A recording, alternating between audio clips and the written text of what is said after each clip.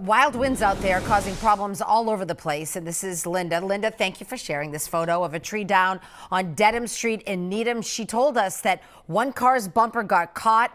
Nobody was hurt. Wires came down on another car. They were able to get out. Storm Team 5's Mike Wonkum joins us now. And that just says exactly what happened out there. How long are these winds going to be a problem, Mike? Yeah, they're starting to settle down now. But boy, this afternoon, they were howling away, especially around lunchtime. That's when we had a wind gust in Boston of 58 miles an hour. Worcester was at 56 miles an hour. It was branches falling onto power lines. That's the reason you had the outages out there. Now, the winds are starting to settle down a little bit. We're still seeing the occasional gusts over 40 miles an hour, but not over 50 like we did earlier today.